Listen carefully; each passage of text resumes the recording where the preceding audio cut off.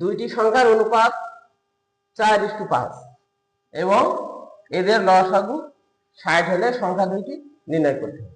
এই ধরনের প্রশ্ন পরীক্ষায় থাকতে পারে, শর্ট প্রশ্ন। তো সেক্ষেত্রে তোমরা উত্তর করবা এইভাবে।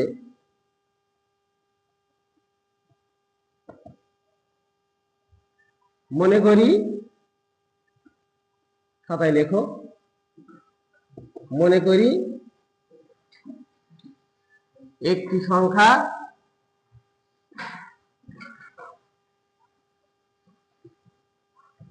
সমান 4x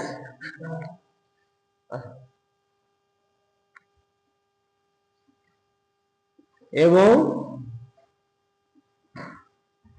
অপর সংখ্যা সমান 5x। এখানে কি বলা হয়েছে? এদের লসাগু 60।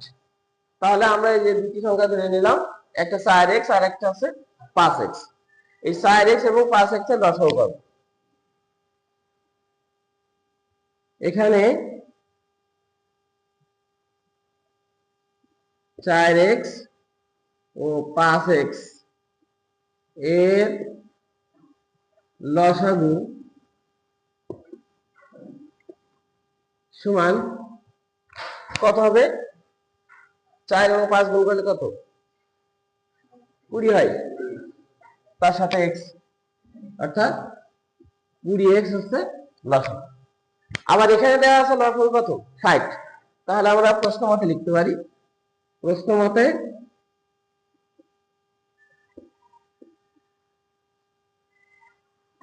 20x সমান 60 বা x সমান 60/20। অতএব x সমান 60 এবং 20 ভাগ করলে কত হবে? 3। এখানে তো x এর মান কত হয়েছে? 3 হয়েছে। বলা ছিল কি যে সংখ্যা দুইটি নির্ণয় করো। এই সংখ্যা দুইটি নির্ণয় আমরা কি ধরেছি? একটি সংখ্যা 4x ধরেছি বা 4x ধরেছি, আর একটা সংখ্যা 5x ধরেছি। এই জায়গায় মান বসাতে। তাহলে অতএব একটি